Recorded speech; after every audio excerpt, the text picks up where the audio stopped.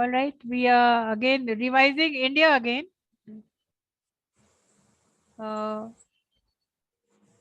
By Edward Morgan Foster. So it is based on his experiences. He came to India and whatever he saw, जो कुछ भी उसने देखा, जो कुछ भी उन्होंने समझा, उसके आधार पे उन्होंने लिखा है. और it talks about his experience. He loved India.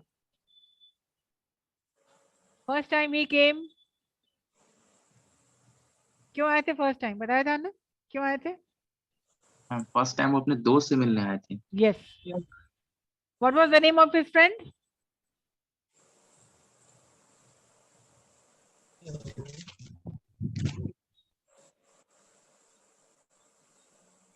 The name of his friend was Masood. Masood. इनसे वो कहाँ मिले थे? Yes. मैम इसे वो मिले थे वहां पे मैम, पोएट्री जहाँ हो रहा था ना, हम बताए थे. नहीं. पीएनसी क्लब में, पीएन क्लब में. नहीं. मैम जो पीएन क्लब, वो जहाँ पे कवि सम्मेलन हो रहा था मैम, वहां पे. नहीं. नहीं, बिल्कुल नहीं. PN ma'am, PN. No, no, no. UK में. No, no, no, no. UK में. थोड़ा सा याद है. इंडिया में है तो फिर यूके में कहाँ चल रहा है? जयपुर में ma'am. No, no, no, no.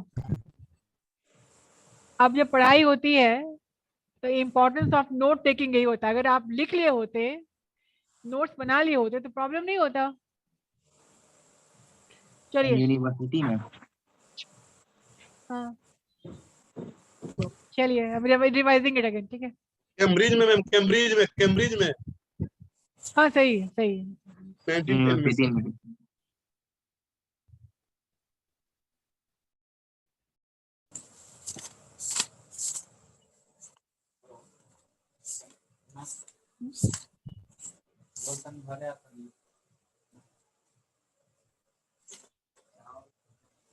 This time, note down. Can you see the screen? Yes, ma'am. Okay. Now be prepared for answering any question. कुछ भी पूछेंगे आप आंसर करने के लिए आंसर कीजिएगा. और इसके लिए आपको क्या करना होगा? Important points आप नोट कर लेंगे. So I'm revising it again. India again, written by Edward Morgan Foster. Edward Morgan Foster was born in 1879 and he died in 1970. He was the only remaining child of an architect. माँ बाप के इकलौते बच्चे थे, बाकी सबका देहांत हो चुका था. Only remaining child of his parents. His mother was from a and his father died when he was only 1 year old. जब वो 1 साल के थे तो उनके फादर का डेथ हो गया था. Morgan was the product of an English upper class family. He was educated at Tonbridge School 1893 to 97 and at King's College, Cambridge. यही वो जगह थी जहां उन्होंने वो मसूद से मिले थे. 1910 में. हाँ, at King's College, Cambridge. Foster wanted to know Indians. अब देखिए यहाँ से शुरू होती उनकी कैरेक्टर. Foster wanted to मिलना चाहते थे, wanted to know Indians and to explore their imaginative universe. और उनकी सोच की दुनिया क्या है, वो क्या सोचते हैं, क्यों सोचते हैं, कैसे सोचते हैं, और उनके थॉट्स को जाना चाहते थे, उनके विचारों को जाना चाहते थे. His first visit to India was mostly for pleasure. मतलब वो घूमने आए थे, प्लेजर के लिए आए थे.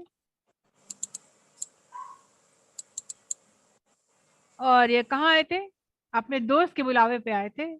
To visit his friend Masood. whom he had met in 1910 at Cambridge. तो वो पेन क्लब में नहीं मिले थे, वो उनसे लंदन में ही मिले थे, कैम्ब्रिज में मिले थे, और जहाँ उनकी दोस्ती अच्छी हो गई थी। और मसूद से मिलने के बाद वो इंडियंस को जानना चाहे और इंडिया आना चाहे। He visited India in 1912 and 13. तो 1912 to 13 में इंडिया में आए फर्स्ट टाइम। सेकेंड टाइम हुआ है 1921, 22, ये पेन क्लब में आए थे वो मिलने। और लास्ट टाइम वो 1945 में हुआ है।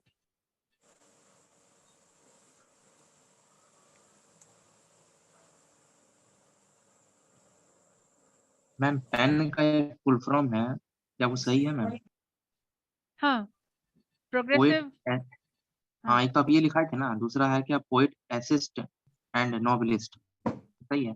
नहीं नहीं नहीं, poet essayist and novelist no no no no, ये क्या है? Progressive network.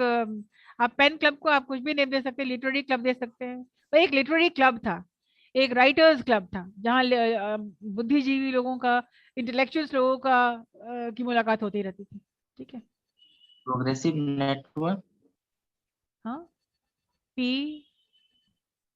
E for English. हाँ क्या ओके, बोले थे मैम पेन का आप? Progressive English network.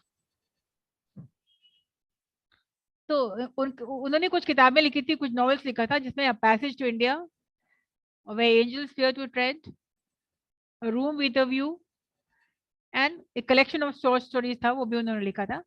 और जितने भी वो स्टोरीज या पोइट्री लिखे थे, वो सब आधारित था उनके एक्सपीरियंस पे, जो उन्होंने देखा, जो उन्होंने महसूस किया, जो उन्होंने फील किया, उनका तजुर्बा दिखता है उनके उनके राइटिंग में।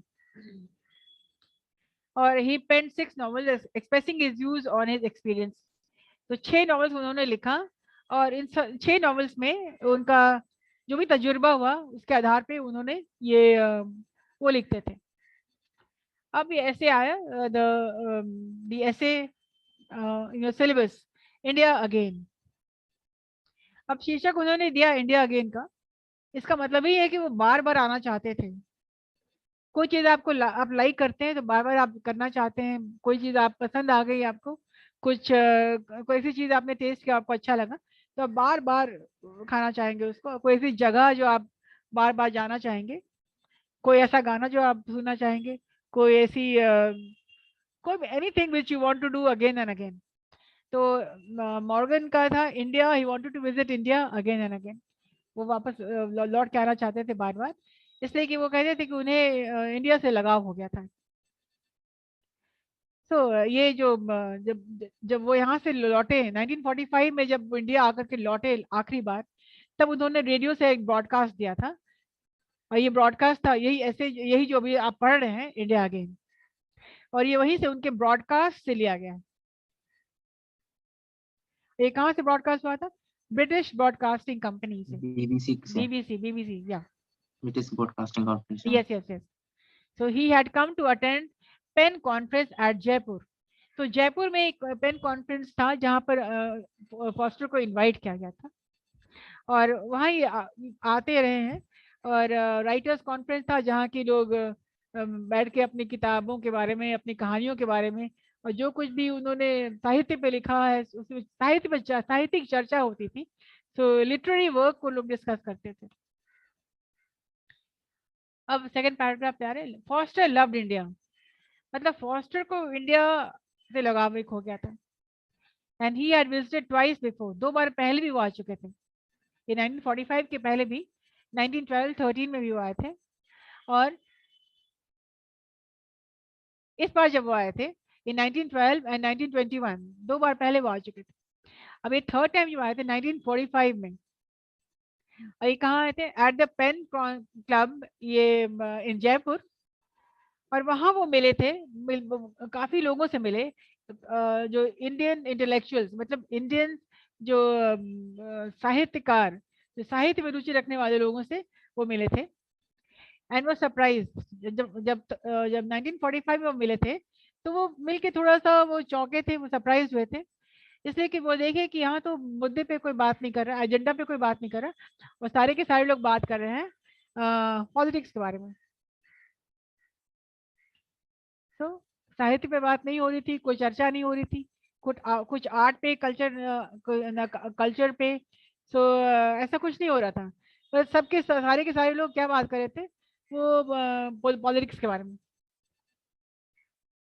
और कीनली डिस्कसिंग, मतलब वो देखिए कि वो लोग बहुत मन लगा करके वो, मतलब कि बहुत इंटरेस्टेड ढंग से वो डिस्कस कर रहे थे पॉलिटिक्स को, जो कि इनको अजीब सा लगा। उन्होंने टोकने की भी कोशिश की, हम लोग मुद्दे पे बात करते हैं या टॉपिक के बारे में बात करते हैं, तो किसी ने इन पर ध्यान दिया नहीं, और वो they continue to talk on politics, और पॉलिटिक्स के बारे में बात जो जो चर्चा छिड़ी हुई थी वो छिड़ी ही रही।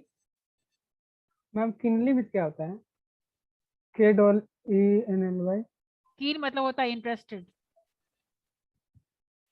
ओके। बहुत ज्यादा इंटरेस्टेडली बात कर, इंटरेस्ट लेकर के बात कर रहे थे, कि दे वर keen on talking about politics.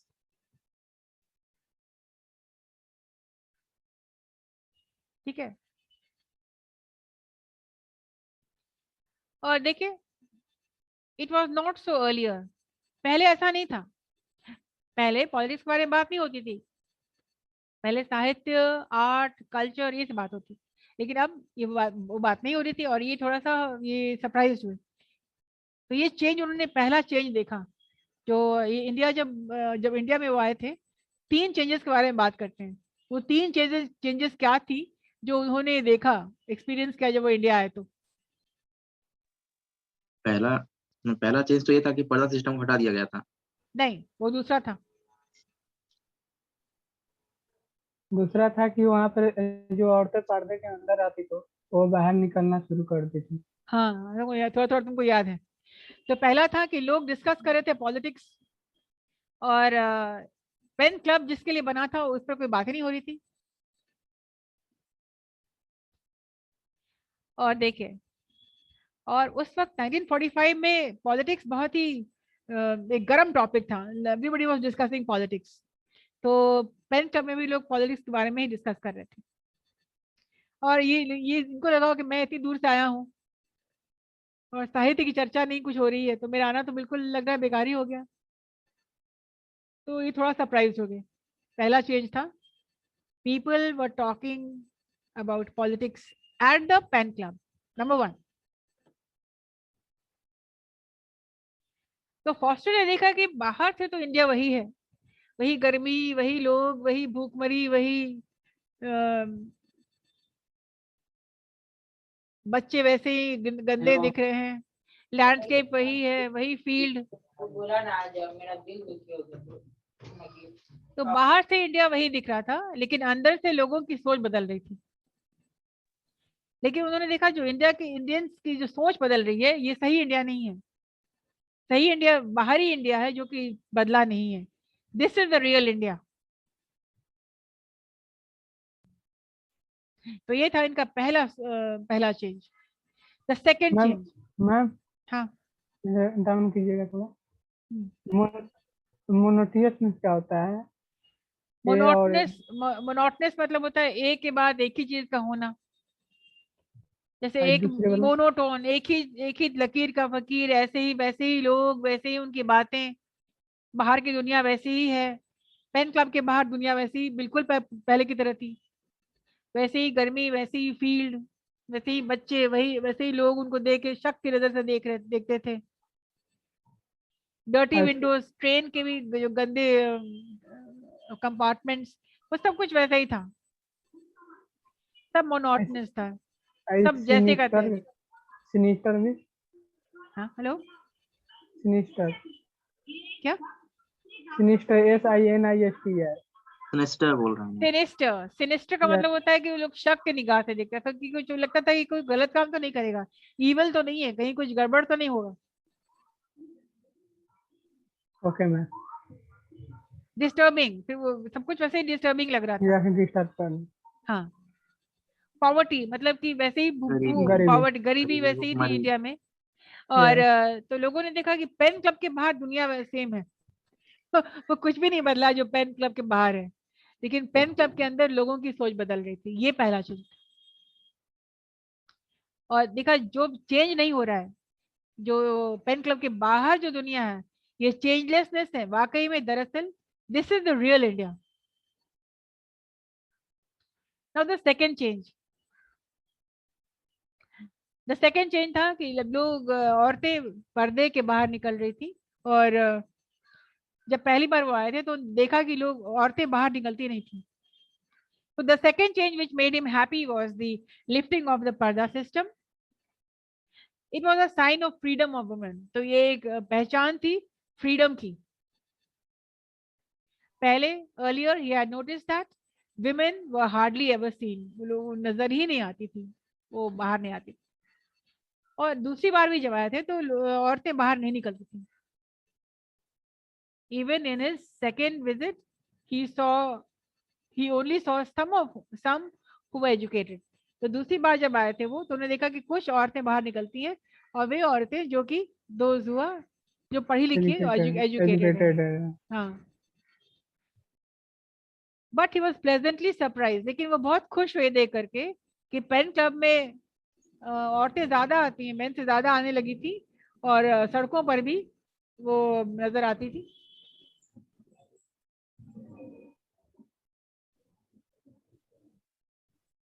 तो उन्होंने ये कहा, ये सोचा कि जब तक कोई नेशन औरतों को फ्रीडम नहीं देगा, अगर औरत मर्द का समान दर्जा नहीं मिलेगा, तब तक तो किसी भी देश के लिए, किसी भी नेशन के लिए फ्रीडम मुश्किल, बहुत जरूरी है।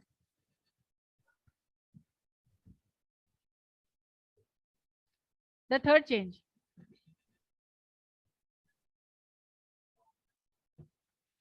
अब द थर्ड चेंज जो उनको बहुत अच्छा लगा वो था बुफे सिस्टम।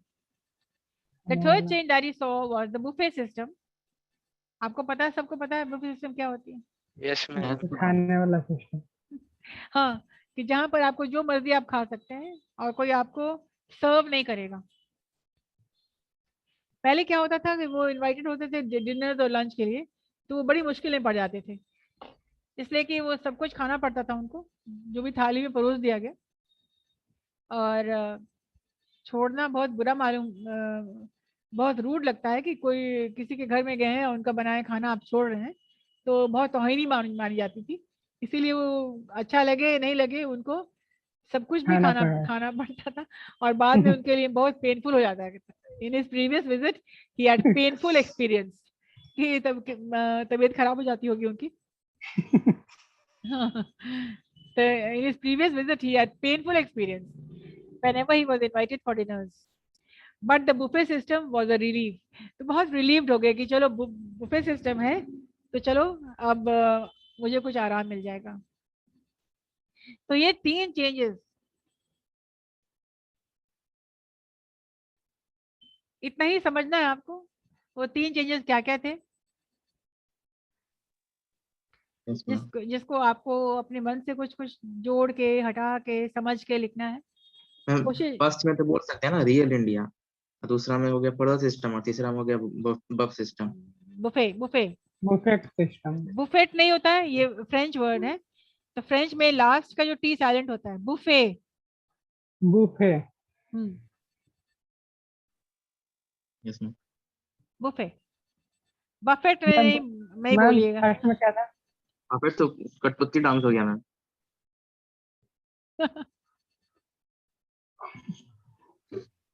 हाँ, क्या पूछ रहे हो?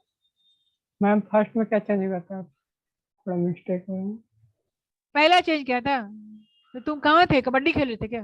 नो मैम, थोड़ा मिस्टेक हो रहा है, याद नहीं आ रहा है। सेकंड वाला हुआ था जो खा रहा है मैम। पहला चेंज था कि पेन क्लब में साहित्य के बारे में चर्चा नहीं हो रही थी, पॉलिटिक्स के बारे में चर्चा पॉलिटिक्स के बारे में चर्चा हो रही थी। वो हो गया। और सेकंड वाला जो पैदा सिस्टम था, वो पर्दा थर्ड सिस्टम वाला है। जो बुफे वाला पर्दा फट चुका है, तुमको पता नहीं अभी तक? मालूम है। उस समय का बात हो रहा है, अभी ये का तीनों आप तुमको असाइनमेंट में करके दिखाइएगा। What were the three changes that Edward Morgan saw in India. Okay ma'am. ये कंटेंट आपके पास है ना, ये वाला? है मैम। यस हाँ है, तो कोई पढ़िएगा उसको, समझ लिए ना, पढ़ भी लीजिएगा उसको। At the Pen Club, one of the question hotly discussed was the use of English in India. अभी भी होता है हॉटली डिस्कस, इंग्लिश बोलना चाहिए कि नहीं, इंग्लिश तो बिल्कुल बोलना चाहिए। तो लेकिन जो नॉर्थ के लोग थे उस वक्त सोचते थे कि हम लोग हिंदी बोलेंगे, साउथ के बोलते, और जो बंगाल के लोग थे बोलते थे नहीं हम इंग्लिश क्यों बोले, हम बंगाली बोलेंगे। लेकिन साउथ इंडियन बोलते थे कि ना, वो हिंदी समझ में आता नहीं उनको, बंगाली समझ में आती नहीं उनको, तो उनको बस अपनी भाषा आती है जो कि कोई समझता नहीं है, इसीलिए लाचारी बोलते थे कि नहीं मैं तो, हम लोग तो इंग्लिश ही बोलेंगे। So those from north preferred Hindi or Urdu. From Bengal, people preferred Bengali, but writers from south preferred English. Majority of the people Foster met spoke English. मतलब अधिकांश लोग जो जिनसे Foster मिले थे वो सारे के सारे लोग इंग्लिश बोलते थे। Foster's last visit to India came to a sudden end. और suddenly उनको जाना पड़ गया था वापस, और he was back in London in December midnight. और जब वो midnight पर पहुंचे, जब वो इंडिया आते थे तो उनका बहुत भव्य स्वागत हुआ करता था, लोग आ जाते थे मिलने उनसे। और जब वो पेन क्लब के लिए इंडिया आए थे 45 में, तो उनका जो प्लेन था ये आधे घंटे पहले ही पहुंचा दिया था, बिफोर स्केड्यूल था। अब इन्होंने इनको लगा कि अरे कोई हमको लेने नहीं आया, nobody has come to pick me up। तो फिर उन्होंने देखा कि अरे तो टाइम से पहले ही फ्लाइट पहुंच गया, तो इसलिए लोग नहीं आए। और फिर टाइम जब हुआ तो लोग उनसे मिलने आ गए, और जब ये वापस अपने घर गए तो मिडनाइट मतलब रात को वो घर पहुंचे, और वो बहुत सरप्राइज हो गए कि वहां उनको कोई लेने नहीं आया। और मिडनाइट था, बहुत ठंड था, दिसंबर मिडनाइट आप समझ सकते हैं। पूरी रेस्टोरेंट बंद हो गई थी, पूरी train bus service taxi service सब बंद थी, तो उनको बिल्कुल वहाँ स्टेशन पे गुजारनी पड़ी रात, ठंड की रात में। और उनको अच्छा नहीं लगा कि कहाँ इंडिया में स्वागत हुआ करता मेरा इतना भव्य, और कहाँ मैं यहाँ आ गया हूँ, तो अपने घर आ गया हूँ। लेकिन वहाँ उनका it was not like in India. India में तो उनको बहुत आदर सम्मान के साथ लोग ले जाते थे, लेकिन यहाँ वापस घर पहुंचे वहाँ भी कोई भी नहीं था, and it was not like his arrival at Delhi. Hence, the author has attempted to elaborate the Indian life in its various true colors. और इस तरह से ये फॉस्टर ने कोशिश करी है कि इलेबरेट की है पूरी अपनी सोच पे, अपने एक्सपीरियंस पे, कि इंडियन लाइफ को दिखाने के लिए, जो कि उनका वास्तविकता ट्रू कलर्स क्या है, वास्तविकता इंडिया में what are the colours of true India. ये है एडवर्ड मॉर्गन का। और नेक्स्ट आपका जो है वो लाइफ फिलॉसफी है, जो कि हम लोग टेकअप करेंगे in the next class. Okay ma'am. अब बताइए, anybody has any questions from? No ma'am. समझ गए? लिटरेचर बस समझने की बात है, टेक्निकली समझिए ना इस चीज को। डेट समझिए, वो कब आए थे, 3 बार वो यहाँ पर आए। 1910 में फर्स्ट टाइम आए थे। हाँ बस 3 बार वो आए, कौन कौन से डेट पे आए थे, क्यों आए थे, कुछ क्वेश्चन तो समझिए मैम इसको। यस व्हाट इज कौन थे, कब आए थे, मैम कब आए व्हाट थे, इज असाइनमेंट क्वेश्चन? क्या क्या देखा उन्होंने। चेंजेस चेंजेस फर्स्ट टाइम चाहते थे वो चेंज। बस तो ज्यादा तो कुछ समझना नहीं है, लेकिन जो भी समझना है बहुत टेक्निकली समझना है, ताकि इस तरह से समझिए कि आपको you can write your own lessons. Content आपके सामने ऑलरेडी है, उसको रेफर करके आप ओपन बुक सिस्टम निकालिए और क्वेश्चन आंसर शुरू कर दीजिए करना। ठीक है, क्वेश्चन आपके डले में, आपके असाइनमेंट्स में, आपके कोर्स फेयर में, तो उसको पढ़िए और आंसर करिए क्वेश्चन। और कुछ अगर रिवाइज करना है तो आप हमको बताइए।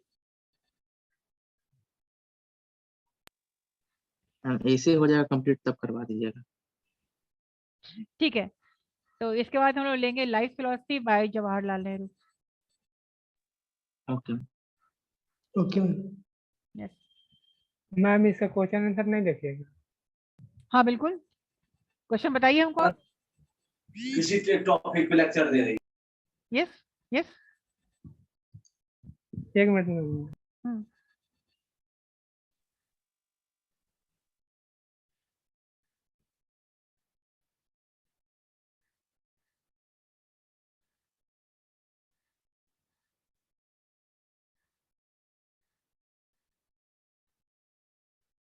हेलो